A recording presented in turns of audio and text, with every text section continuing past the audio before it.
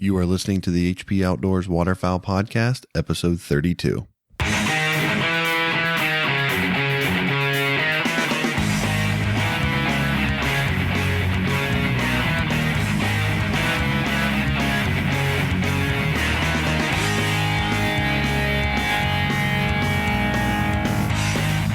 In this episode of the HP Outdoors Waterfowl Podcast, we're going to talk to you about better shooting tips and techniques so you can brush up on that shooting form over the off season and get yourself ready for this fall.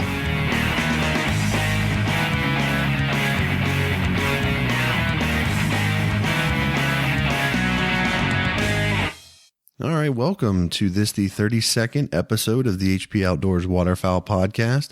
We're back to you after about a month break here, and throughout the month, even though we're not putting out weekly episodes right now, you can certainly find us at hpoutdoors.com, as well as on iTunes, Facebook, Twitter, Instagram, all of the social media stuff. You can come over to Facebook and join up with our listeners group, the HP Outdoors Waterfowl Podcast listeners group, where a bunch of guys that listen to the show are in there chatting it up with us. And, it's a good group of guys, and keeps the conversation going even when the episodes are not coming out as frequently as they do during the season. Still with me, as he always is my partner in crime here, Dan Harushka. Dan, what have you been up to with all this free time you have on your hands? Mowing the yard, putting some decoys away, enjoying my van, not shaving my red beard, all of the sorts. You're not mowing the yard. You sent me a picture today with like 1.5 inches of snow on the ground. Yeah, it was 70 last weekend. It was nice, and I got to mow. So, but yeah, now we are under snow. So, Interesting, unreal. Well, it feels good to be back. Chatting with you, and we've been talking, of course, and it just seems like we've only been away for about a month, but it just seems like it's so much longer because, during the season when we're putting out weekly episodes, there's just so much that goes into it every week and getting ready. It feels like we've been, not doing this for a really long time. So it's kind of good to be back in the saddle, if you will. Yeah. Usually, we will record on a Thursday or a Friday night, and it almost gives me anxiety to let a couple weeks go by and not talk, during that time period. It's just awkward after, 30 some straight episodes. It just doesn't feel right anymore. I agree. It is nice to have a little bit of downtime though. I think I talked about this before on the last episode. I started building my deck, and that's been taking up pretty much all of my free time. And hopefully I'm about done with that, because I've missed probably about half a turkey season so far. Haven't been out once yet, because every Saturday and Sunday I'm out working on the deck. So hopefully that'll be wrapping up soon, and I'll be able to get a little turkey hunting here before the end of the season wraps up. And I know in your neck of the woods it's just getting ready to kind of ramp up. So still got some time left up that way. Yeah, I think Ohio just came in this past Monday, and Pennsylvania's coming in not this Saturday, but the following. So beginning of May there. But yeah, it's that time, and get ready to get back in the woods and apply some of the face paint. I'm excited. Mm-hmm. Well, this week on the show, we've got a couple things that we want to cover. We've got some news regarding some recalls with the firearm. Got a couple little things we're going to cover, and then we're going to continue the profile segment and feature the Brant this week, and then the meat of the show, we're going to talk about different shooting tips and techniques, and really just sort of things that you can apply throughout this spring and summer when you're out shooting trap or skeet or whatever, or just sort of some things to keep in mind as you go through some maintenance things and keeping yourself ready to go for this fall. So I think that'll be a really good chat there. But to start, we wanted to knock out this recall that Winchester's recently put out. I know you sent this to me, and we always like to pass out safety related information and stuff. So why don't you tell us a little bit more about what's going on with the Winchester shotgun in question here? Yeah, so we're looking at the Winchester SXP. It is a 3.5 chambered shotgun. It is a pump. It's also called the Super X pump. And it could be in I think, 3 different camos, the waterfowl hunter, the black shadow, and the longbeard. Like I said, it was a 3.5-inch chambered gun, 12 gauge, barrel length 26 or 28. It looks like the black shadow, also the 24-inch barrel, and also the longbeard, the 24-inch barrel. So what's happening, it looks like, and from some of the videos online that I've seen, when you're actually, pumping the shell into the gun with your fingers not around the trigger at all, the gun is just going off. Like it's firing a round. So if you're loading your gun and it was pointing at someone, you're going to have trouble. So that's what the recall is for. And definitely, if you have this gun, I would send it in. And I think that about covers most of it. I guess this is really, it only affects a really small amount of guns of this particular type. And if you go on to Winchester's website, which I'll post a link of this site in the show notes at hpoutdoors.com for this episode, you can see there's some of the guns were inspected for this particular issue, and they're marked by a really small, indiscriminate, little spot on the gun on the front of the receiver that it shows you on the website where that spot is. So you can check your gun for that if you own that particular gun, but you can also just reach out to Winchester directly. I've got some contact information here. You can call them at 1-800-945-5372. That's 1-800-945-5372, or you can send them an email at sxp@winchesterguns.com. So if you have questions about your firearm, or, think it might have an issue, or you just want to be sure, definitely reach out to them, because an unintended discharge is certainly no joke and nothing that you want to mess around with. And,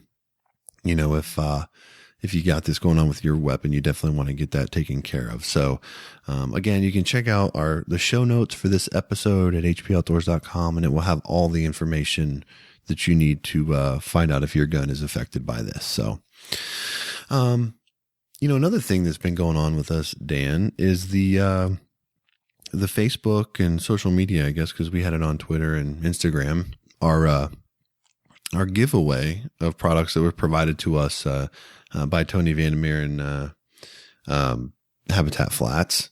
And we've selected a winner for that contest, which we'll announce here just in a minute. But remind me again, Dan, what all is in this package that Tony provided? Man, there is So God Made a Hunter hoodie. There's a T-shirt. There is his first photo book, which is Seasons of Flight.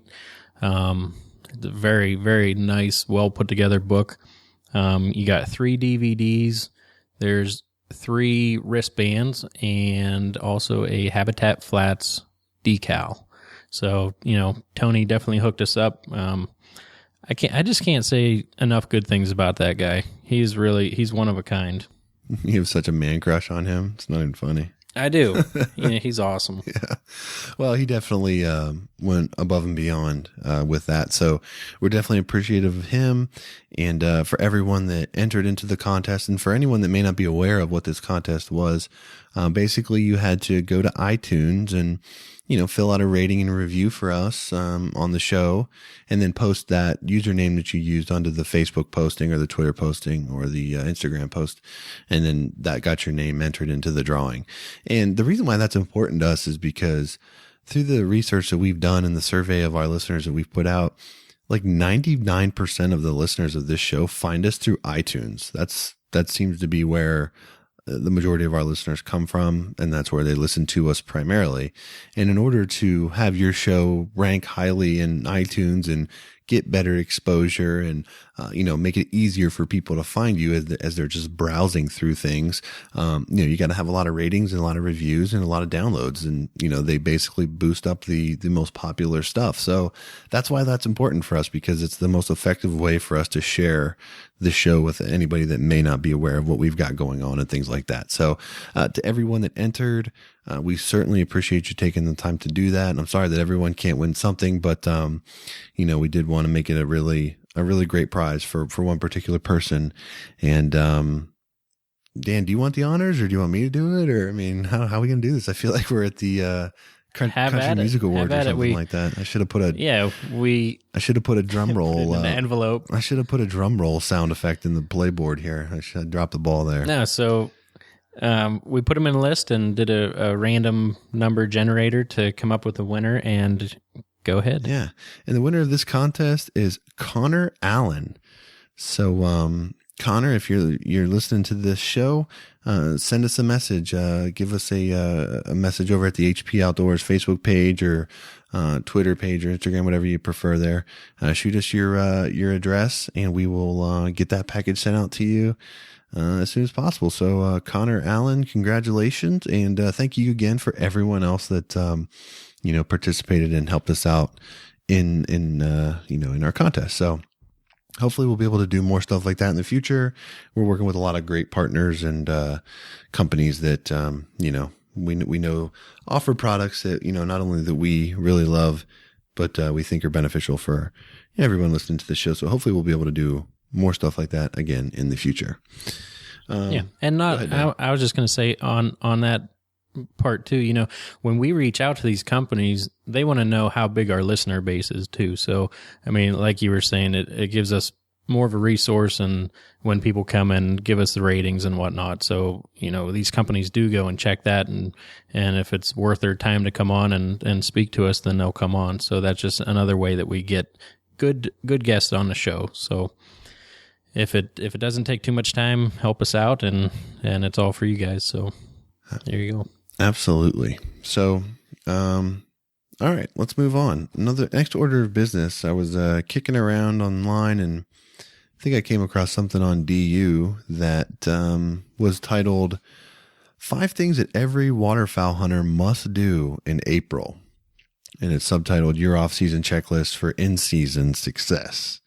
So I thought to myself, I wonder how much of these things that Dan's actually been doing this month. So, you have no idea what these items are. I know this. So, going to put you on the spot here and see how much of this you've been doing. And I would encourage everybody listening to this show to quiz yourself and see how many of these things you've been doing here so far in the off season. So, number 1 was decoy assessment and storage.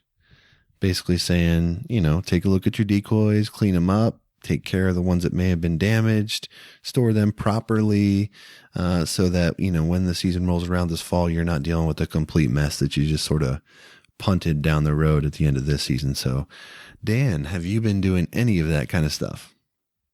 This is funny because, as most people know, I have a son coming here within a month, and I actually built a changing table out of used pallets, and that's another story. But I was in the garage, so I needed more room, and I actually have put my decoys away, and I actually hang them from the rafters in the garage. I have cleaned them off, and really they're in pretty good shape. So I'm actually happy in that category, and I don't know what else you have for me here, but 1 for 1 so far. Number 2. 1 for 1. Yeah. And I definitely don't fall into this one. I've got decoys with mud caked all over them sitting in my garage right now, just because, the winter held on, it seemed like, for so long. And then as soon as the weather broke, I started on the deck. So, I'm going to have to get to that here sometime in the near future. So, all right. Number 2, avoid wader and jacket issues. Basically what this is getting at is, cleaning your jackets and your gear and your waders and storing them properly. And, we've talked about this in the past, making sure that you're not putting undue stress on the waders and, making sure that your stuff's all squared away. So, Dan, have you cleaned your camo and taken care of your waders from last season? My Hudson jacket, my Sitka jacket is hanging up down in a man cave, so that is nice and clean. I actually just looked at it because it's supposed to rain in Ohio this Saturday afternoon, so I'm not too worried about having a Gore-Tex in the morning for the hunt, so that my jacket is hung up. My waders are in the garage, laying on top of some stuff, so it's not completely put away, and I actually want to look into more of I don't know if there's any kind of conditioner to use for the neoprene waders like over the summer, but I do want to bring them into my basement in my house to lay them out down there. So I'm halfway there on the waders. The jacket is well put away. Okay. Yeah, I'm 1 for 1 on this, or I guess I'm 1 for 2. I got the waders hung up, and the jacket, all my camo is hung up and cleaned. I did think it was interesting though when I was reading this article. A guy, a Drake waterfowl field expert, was quoted in this article, and he actually recommends hanging your waders by the boots in a cool place in your home. And he says that this cuts down on the crimps and creases in the seams. But the real critical part is that the temperature, you're not hanging in a garage or an attic where the summer months can get just super hot and really torch them. So I think it was I have Drake waders, and they said that you shouldn't hang them because it'll separate the boot from the neoprene. Well, you should try and lay them flat. So, I mean, this guy's a field expert, dude. So, I mean, take that for what it is. He mustn't. I'll take it as him not reading the instruction manual that I got. All right. Well, okay. Number 3, duck boat protection and maintenance. Kind of says what it is. Taking a look over the boat from last season, checking your wires, checking your batteries, cleaning up your motor, taking care of, anything that might have corroded, that kind of stuff. So, Dan, have you looked at your boat since last season? I've looked. Yeah, you don't even lie. Don't even lie to me. I'm not lying, but I actually, most of the time I do take it out more in the summertime, either fishing or just going out for rides than I do and actually during season. So, that one, it's not like I actually put it away during the summer, so that'll get checked before I go out on the water this summer. Yeah, my canoe has been up against the wall inside my garage since the last day of the season here. I haven't touched it. Probably won't, matter of fact. I have put the battery on the trickle charger. I keep that going. And, I don't set it on concrete or anything like that. I got it up off the floor. So, I think that should be good. But yeah, I don't have an outboard or anything like that I need to worry about, changing oil in or doing any of that kind of stuff. So pretty easy there for me. All right. Next one doesn't really apply to me, but it does apply to you. And it says challenge a retriever. Basically gets at the fact that can't let the dog sit on the couch all summer eating Fritos and not doing nothing, and then roll it out to the duck blind in the fall and expect it to perform.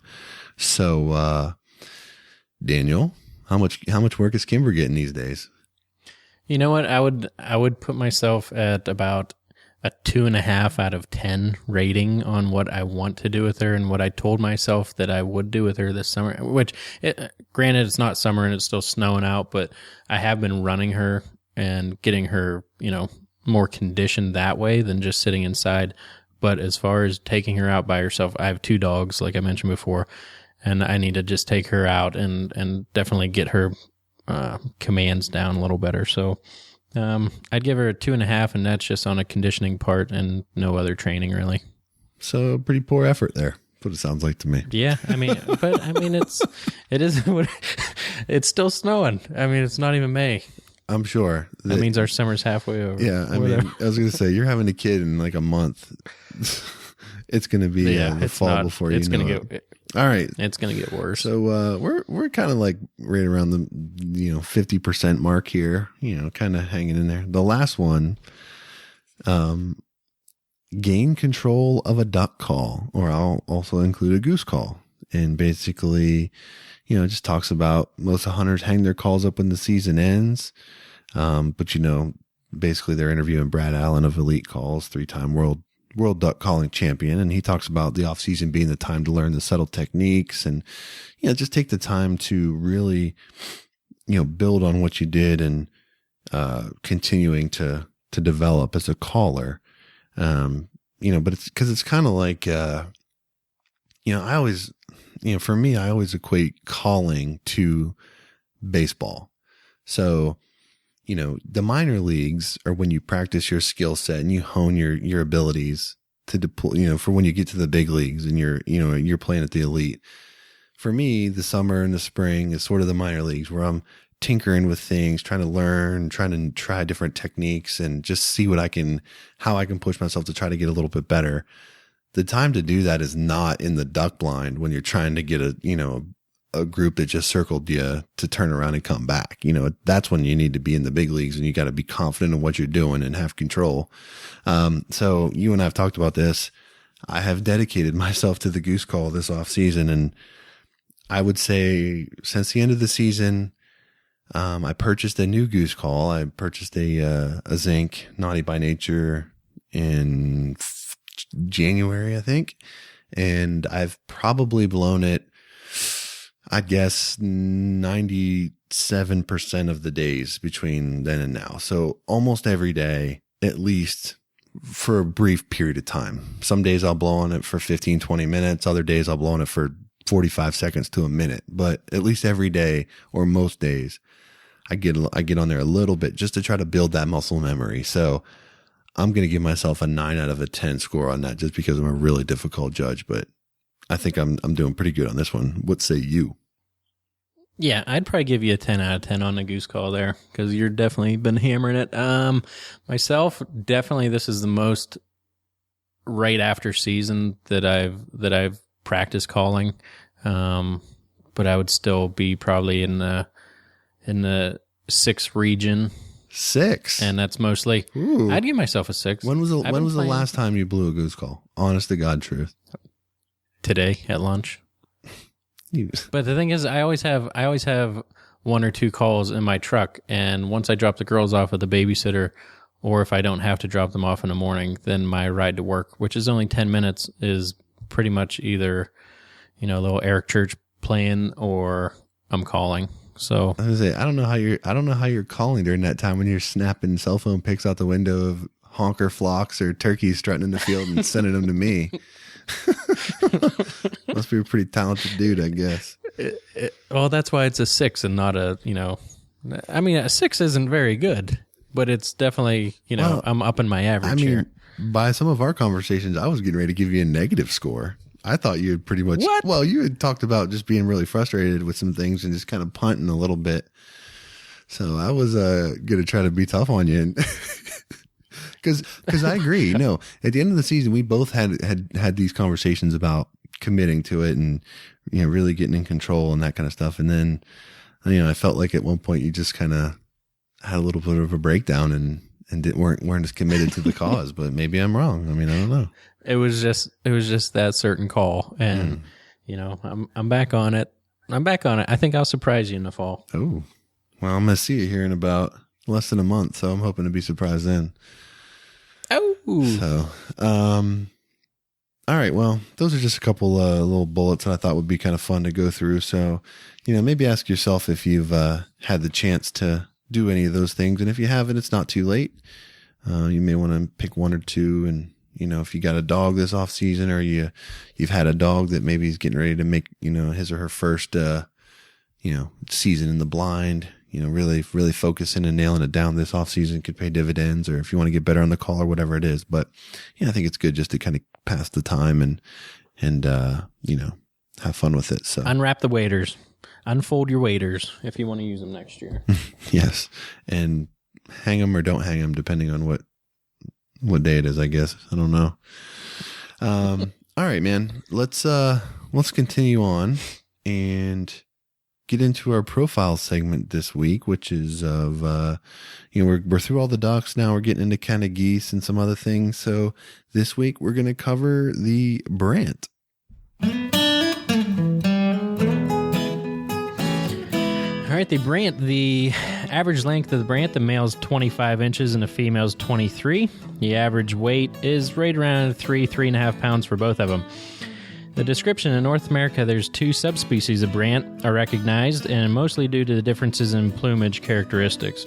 The Atlantic or Pacific, the black Brant, are separated into subpopulations, inhabiting distinct ranges and having genetic variations. Brant are small, dark geese that have large wings, which give them a very strong flight. And Brant have short necks, small heads and bills. All subspecies have a black head, bill, breast, primaries, tail, and legs. The otherwise black neck has a series of white striations called a necklace near the middle of the neck. And the color of the belly varies according to subspecies and subpopulations, and both sexes are identical in plumage except that the male's white necklace is larger than the female's. And in breeding, the brant often nests in loose colonies in Arctic North America and Russia. They breed on the coastal tundra, on low and barren terrain, on islands, deltas, lakes, and sandy areas among puddles and shallows, and in vegetated uplands. And to avoid predation, they like to get out and build nests on small offshore islands, on islands and small ponds, or on gravel spits. And parents are bonded for life, which is super cool. And they both tend to nest and the young. And the female brant will lay an average of 5 eggs. 5 eggs. That's not a real high number. We've been seeing a lot of, the duck species into the 8 and 9 range, so not a lot for the brant. But in North America, the brant winter along the Pacific coast from Alaska down to Baja California and into mainland Mexico. And along the Atlantic coast, there can be found from Massachusetts to North Carolina, mainly from, Jersey down to North Carolina. Since the mid-1960s, more than 80% of the counted winter population from Russia, Japan, and North America has occurred in Baja California and other parts of northwest Mexico. Brant winter primarily in marine habitats that are marine habitats that are marshy, lagoony areas, estuaries, and sort of shallow bays. Obviously the habitat use is often limited by the availability of the eelgrass, and which is sort of a staple in their diet. There's currently, as Dan mentioned, 2 populations of brant recognized in North America, the Pacific and the Atlantic. The Pacific, or the black brant, has had significant downward trends in populations, and based on this information that I'm looking at, has appeared to be at historically lower population levels, and brant are strongly dependent upon certain foods, and thus the population is really vulnerable to significant losses due to starvation and temporary breeding failure. So just like a lot of waterfowl out there, the brant are incredibly dependent on habitat and habitat conservation. So, they're certainly appreciative and benefit greatly from the efforts of Delta Waterfowl and Ducks Unlimited. So, that's this week's profile of the brant.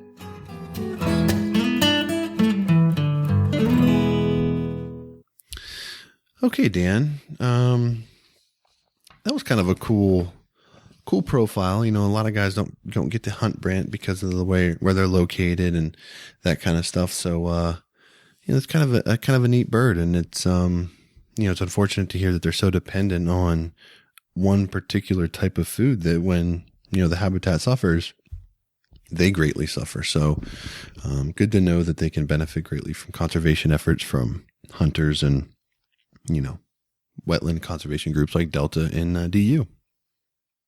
Yeah, speaking of conservation, and it was just Earth Day the other day, and how you got to love all the anti-hunters on Earth Day. So I don't know how they don't understand how much money that hunters put into conservation. It'd be nice if they put all their effort into conservation as well, instead of just attacking hunters. I think it would do great things. Oh, no question. Yeah, that's probably a conversation for another day, but I did see a lot of people on social media posting information and facts supportive of hunters and, the conservation efforts that, are made through, license fees and stamps and things like that. So, there's definitely a voice out there for us, and it's why it's important that we continue to support those organizations. So, like we've said before, if you're not involved with Delta or DU or Waterfowl USA or any of the other organizations, definitely consider doing it. And, a lot of great benefits come from those organizations. So, Dan, we just talked about, an article that said some things that you should do in April, and that kind of feeds into the next topic that we're going to spend a little time talking about. And that's, shooting tips and techniques. And, we're getting into the time of year where guys are getting into, you know, trap or skeet leagues and, you know, shooting clays and doing that kind of stuff. So it's a great time to practice some different things that can make you more effective in the, you know, in the marsh come the fall. So let's go ahead and talk about, you know, some of what we think are the most important, shooting tips and techniques that you can kind of practice and, take into the blind with you this fall.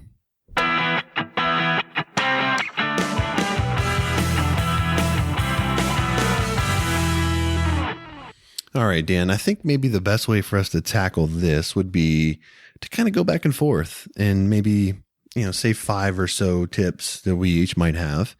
And I'm sure some of our stuff may be kind of similar. So that's why I'm saying 5, because I've got more than that, but I'm sure some of the ones that I have are probably the same that you have. So I'll let you. You want me to start? I'll let you start. Give me a good tip. All right. And it's, you know, you're using a tool. So you want to make sure that you have the right tool. I would say make sure that your shotgun fits. And I know it isn't a buying shotgun episode, but we're talking about, you know, tips. And sometimes you just might get out there and if the gun doesn't fit you, you're not going to be a good shot. And, you know, your line of sight could be off. You can be up and down all day. And there's many ways that you can, you know, even go to a gun shop and have the people there looking at how you're holding it. But I mean, a natural feeling gun, something that lines up right. I mean, I think that's a good tip to start. If you don't have a good fitting gun, then maybe the off season is the time to explore your options a little bit. Yep. I couldn't agree with you more. You know, we've talked about this in the listeners group on Facebook, you know, when guys are looking for shotguns and stuff. When you shoulder a shotgun, you know, everyone talks about the feel and the fit. When you shoulder a shotgun and it's the right fit for you, you will know it instantly. So, for example, I was shooting a Remington 870 for a long time that my dad got me when I was 12. And I have long arms, so the length of pull for me was really short. I never knew anything different until I shouldered another shotgun, the Beretta that I ended up buying. And I thought, this is what a shotgun is supposed to feel like. This is what, you know, this was the one that was made for me.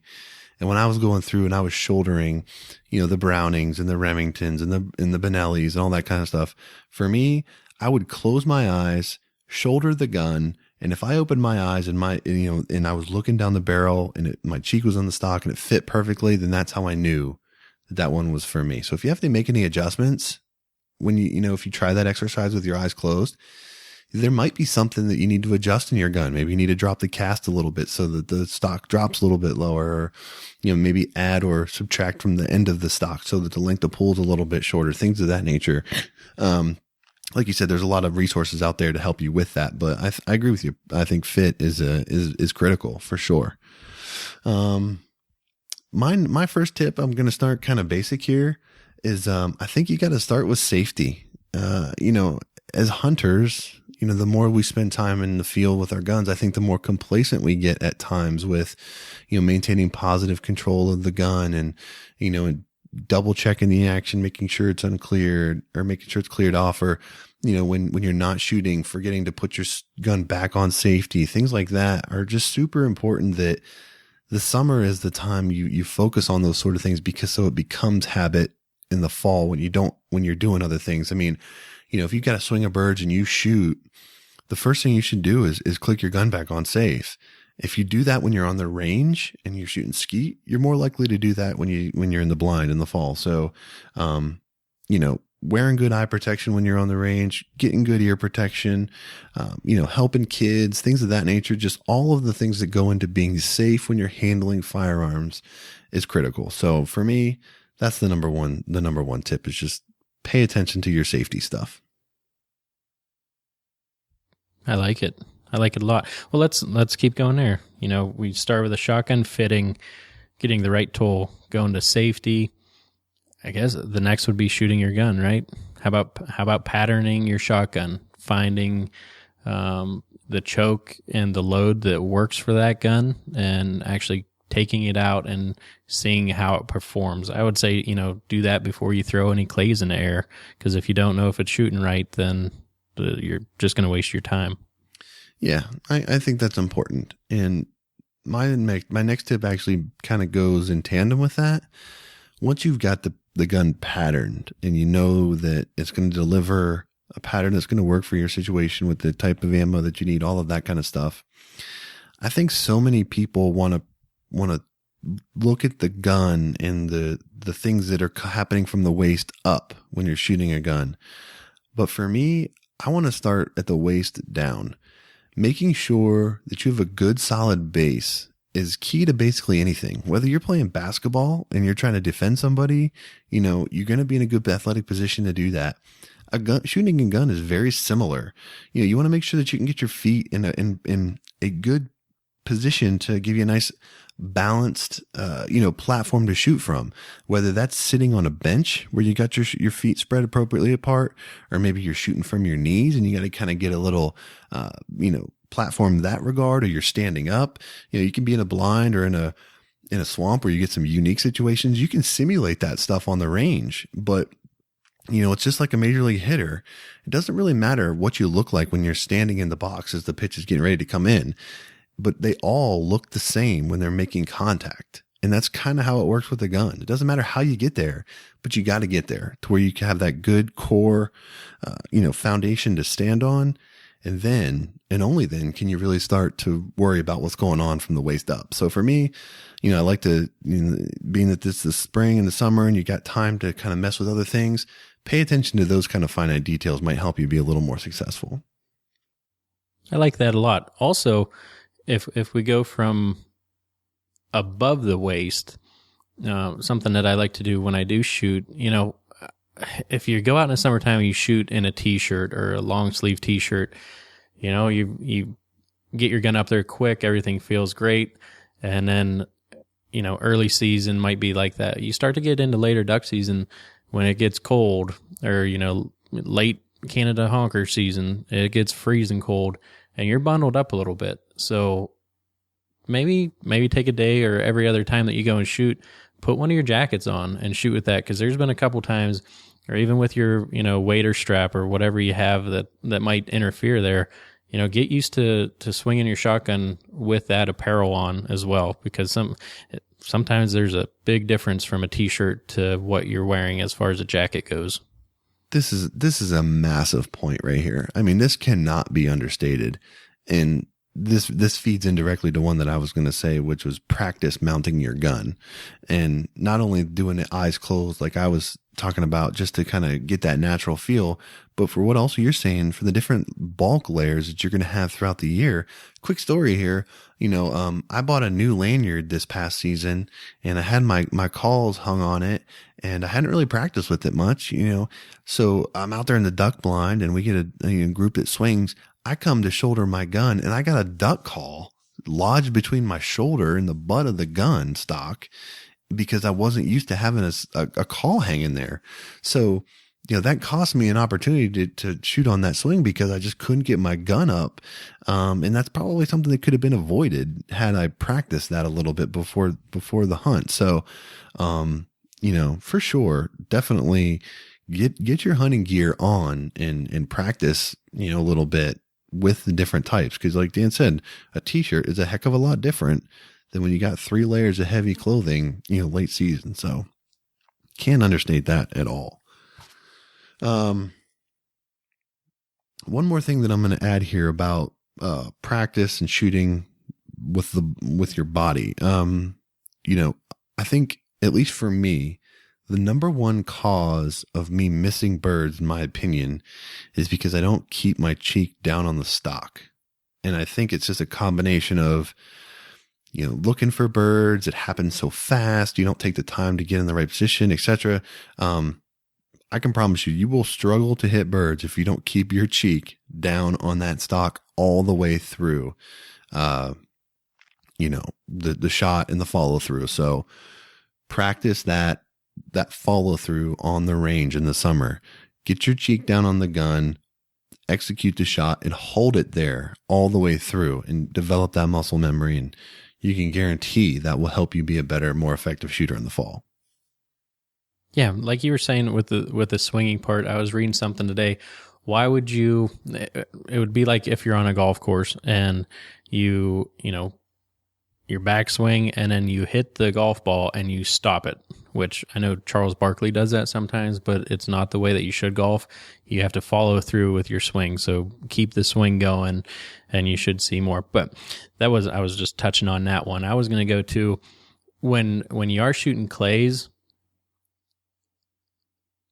use one clay at a time, which, I mean, it's fun to put 2 on there and try and shoot them, but really, really, really concentrate on that one.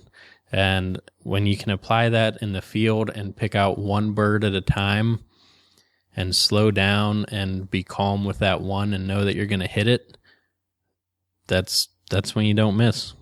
The concentration and slowing down on the one. Yep. And that was the next thing I was going to say. And I actually have a drill that I do that helps me with this. So when I'm driving or I'm at the park or wherever I'm at that I see ducks or geese and I see them in flight, I will practice it at that time without a gun in my hand. I will sit there and watch the birds, and I will try to pick one bird out of that group. And if it's like right now, you see a lot of pair birds around, I will pick out the drake or the hen in that pair. And I will literally try to look at the most minute possible detail that I can on that particular duck. So let's say I pick out the greenhead and I may look for, the eye on that duck or like the tip of its bill, something minute. And I'm just trying to practice mentally, making my mind focus on small things. You hear the old adage, aim small, miss small, that kind of thing.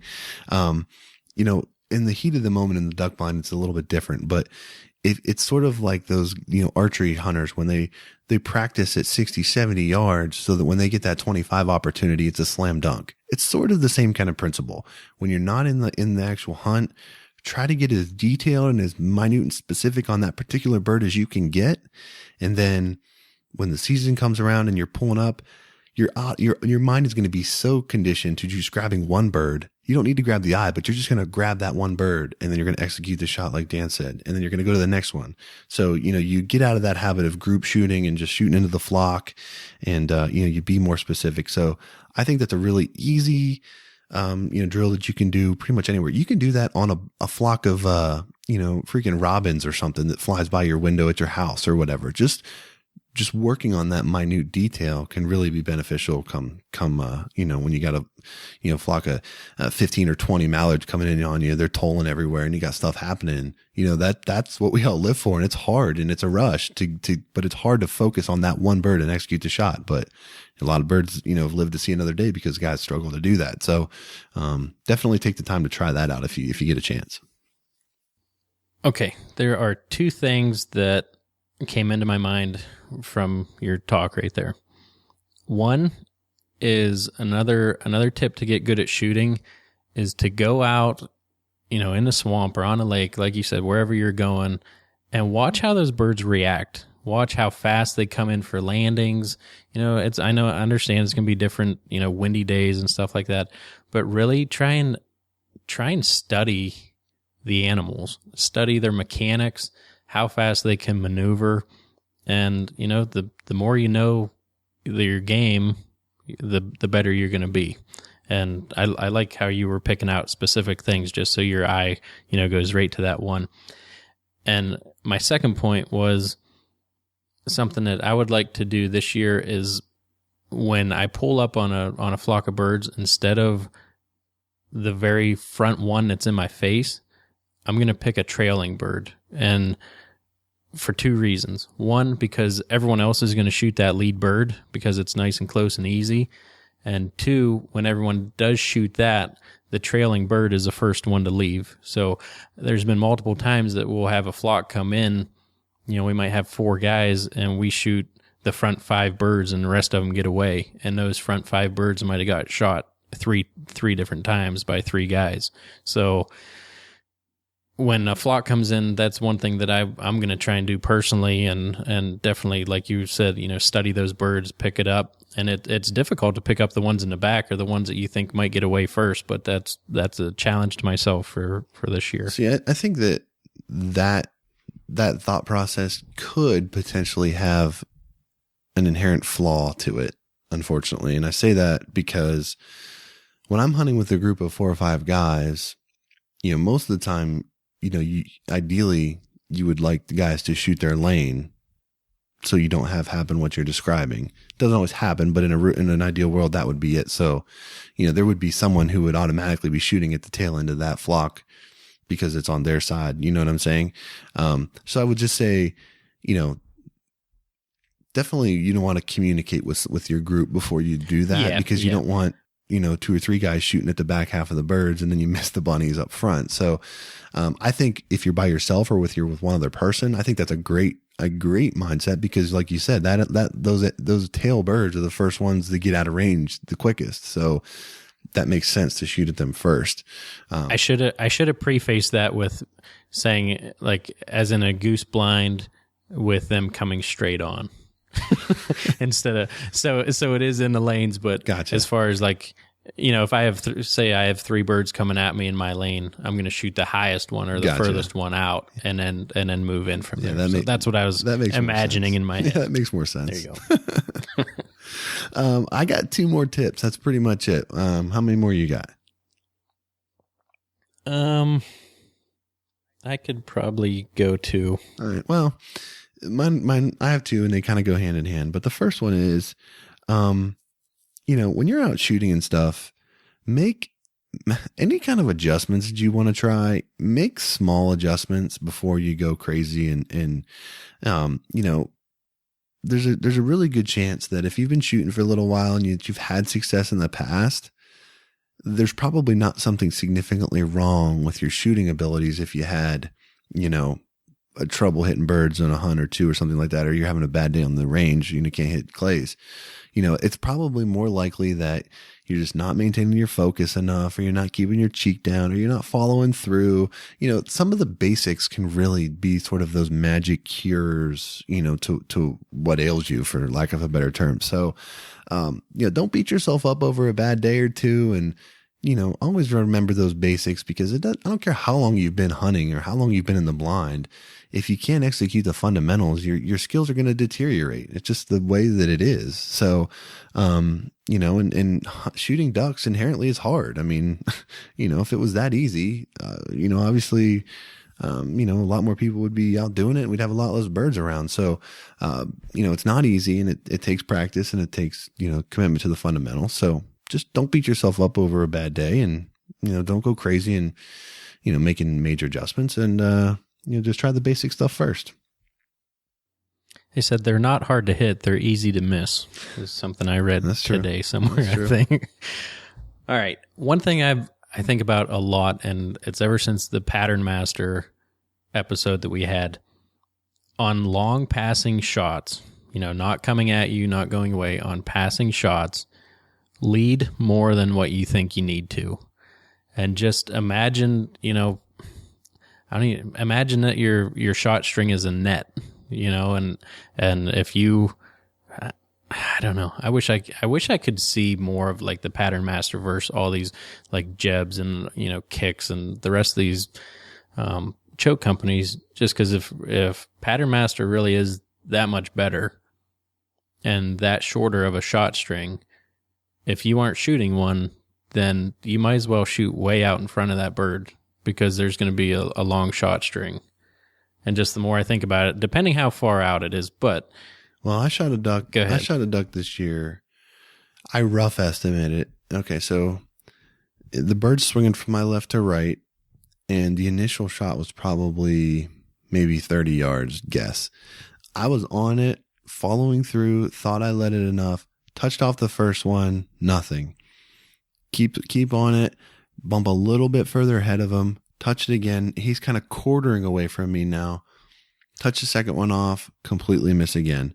The third one, I can remember in my mind thinking, if I miss this one, it's not going to be because I'm behind him. So I threw my barrel way out in front. I mean, more than I would ever naturally do. You know what I mean? Like when you pull up to lead a bird, it was what I would consider uncomfortably far as a lead.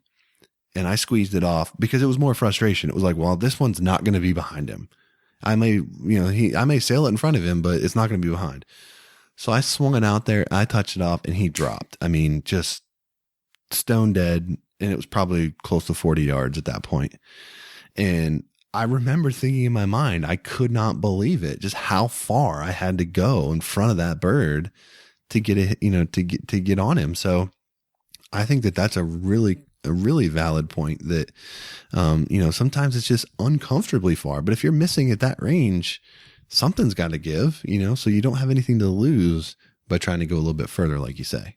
Yep. Push it out there. I made a couple shots on geese this year that, that the one in the snow that we finished out our 30, the very last goose was, he was way out, and I took one shot and I was thinking my whole time, this is a stupid lead. Like, just thinking in my head, like, I'm going to miss it and, everyone's going to make fun of me. But I put it out in front of it because it was a ways off and just came crashing to the earth. So I don't think I can overstate that enough. And just thinking about it, if you have a 15-foot shot string with some of these chokes, put it out there. Because if you're on a bird's nose at the end of the bill, you're probably going to miss.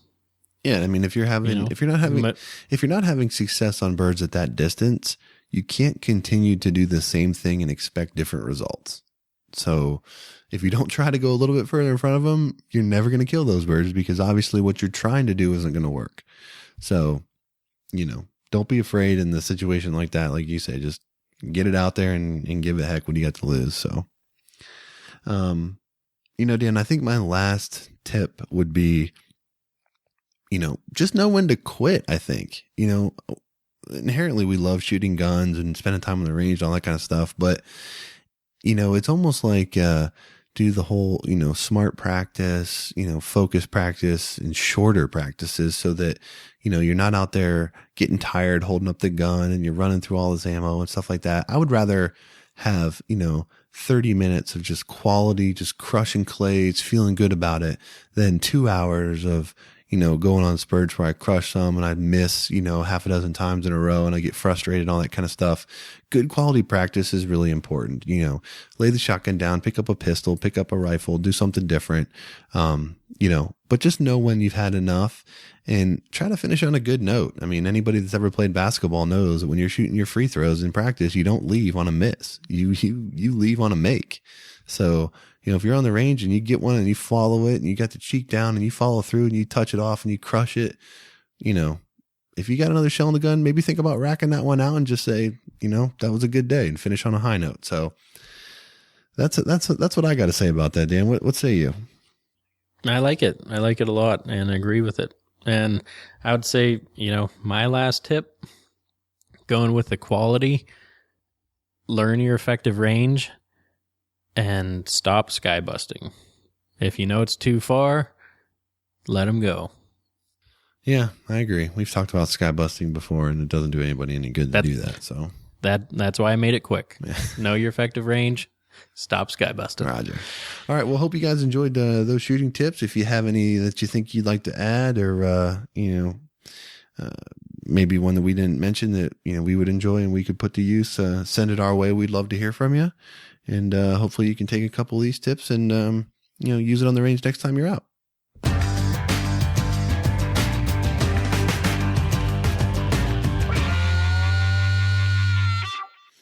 All right, Dan. So we're kind of here at the tail end of this show, and I feel like it's been good to get back on here, and I've enjoyed just talking hunting again. It's like I say, it's only been a month, but it just feels like it's been so much longer, and I'm missing some turkey season, so I'm kind of getting that depression setting in right now, and it just feels good to get out here and talk hunting again. So I was glad we were able to get back onto it, and definitely have to get together some good stuff for next month's episode.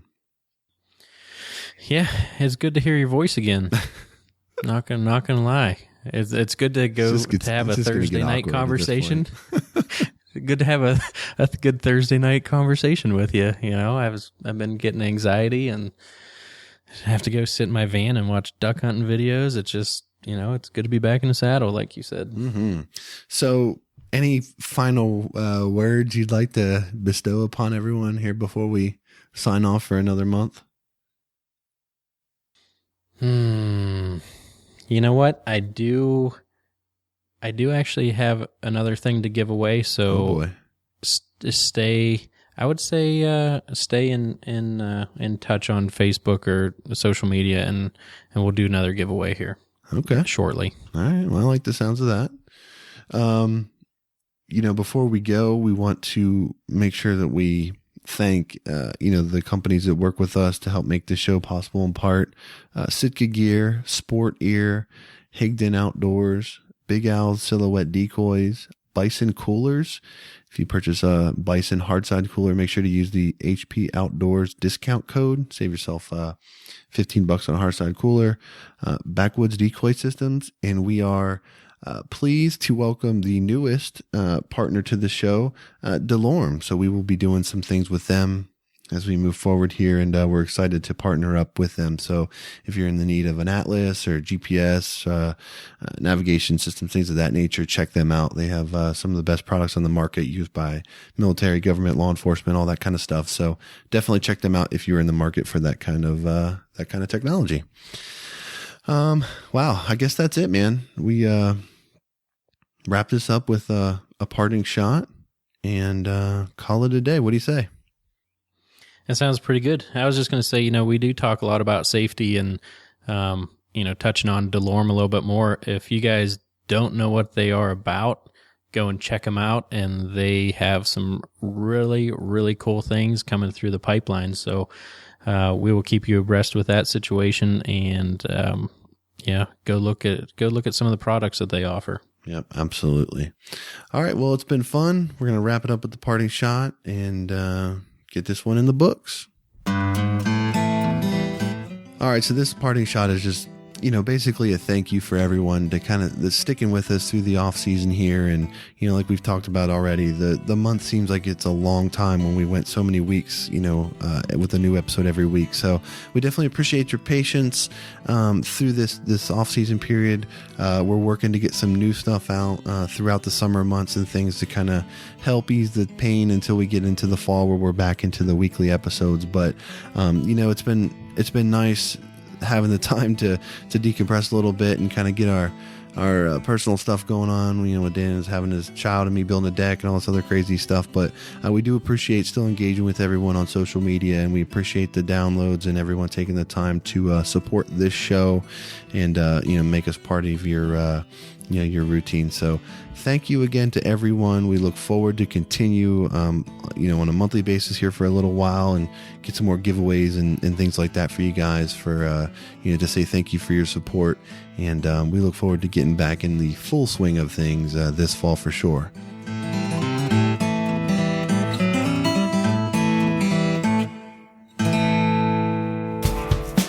All right, that's going to do it for episode 32 of the HP Outdoors Waterfowl Podcast. We hope you guys enjoyed our profile of the Brant and our tips on how to improve your shooting techniques. Check out all the information in the show notes of hpoutdoors.com. And if you want to catch up on any of the old episodes, check us out on iTunes, where you can also leave a rating and review. We certainly appreciate y'all taking the time to do that.